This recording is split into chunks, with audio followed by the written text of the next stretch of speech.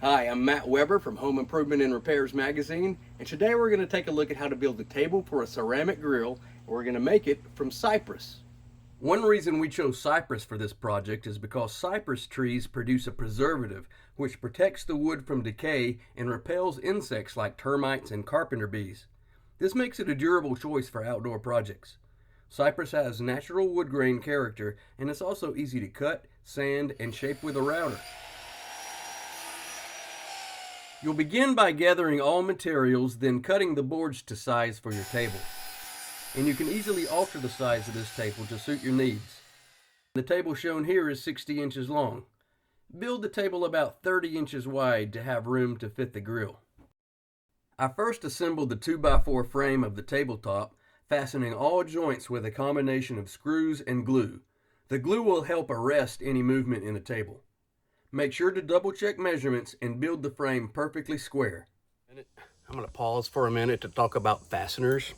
On this project I used two primary sizes of fasteners, a structural screw, which is like a modern lag replacement, and a decking type screw. The important things about the ones I've chosen is they have self-starting tips, which means the end of the screw is fluted like a drill bit. It means these penetrate the wood without the need of a pilot hole. If you choose different types of screws that do not have self-starting tips, I'm going to recommend that you pre-drill pilot holes for all of your screws. That way you won't split the wood. If you do not pre-drill the holes, then you might split the grain, and that's going to make your wood project a little uglier. To build the table legs, first I fashioned some 2x4 boards into 4x4s. To ensure the tightest fit, use the tabletop frame as a guide to measure and construct the H-shaped leg assemblies. Use squares and clamps as needed to hold the boards in position as you make the connections. To fasten the cross braces between the legs, I nailed a metal bracket at each joint. Once the legs are built, finish up the tabletop. A center bracket will add strength and help maintain alignment. I fastened the bracket with glue and angled screws from inside the frame to reduce visible fasteners. I cut the top boards of the table long enough to overhang the ends of the frame by an inch. I also spaced the 1x6 boards evenly so they would overhang the sides by an inch.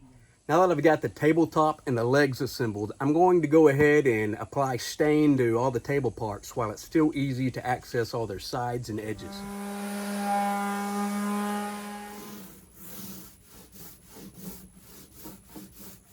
Okay, we have stained the parts of our table and it's time to put it together. But as we go through our final phase of assembly, the table's going to get very heavy. So I'm going to take the pieces up to a deck where it's going to stay, and that's where we're going to put it together.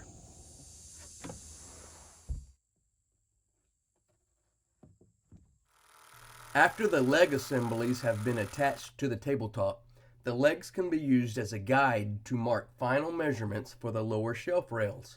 I cut the shelf rails to fit flush between the legs, and I attached them with metal brackets the same way I built the legs. Once the shelf rails were attached, I flipped the table over to add the 1x6 shelf boards. The shelf boards are cut to fit flush over the rails. I had to notch two of the shelf boards at each end to fit around the table legs. The outside boards of your lower shelf should look something like this on each end with the notches.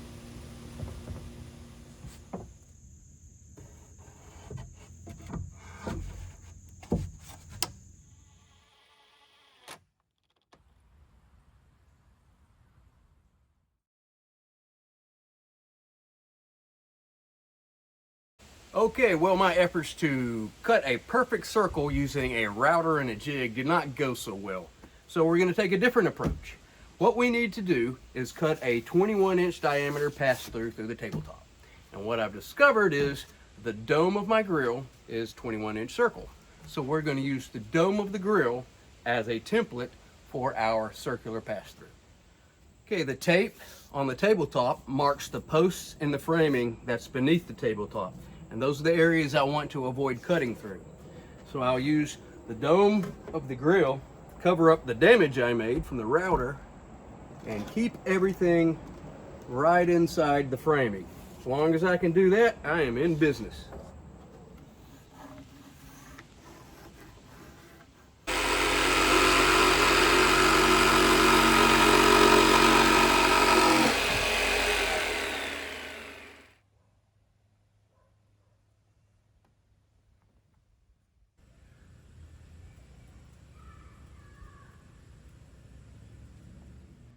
Don't be afraid to put your own spin on the design of the table. You can make it as large or as small as you like to, add different types of shelving.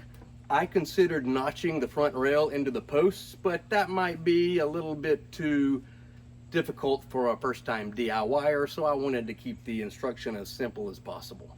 But it's a fun project, especially if you're a big grilling aficionado like I am, and Cypress is where it's at for outdoor building.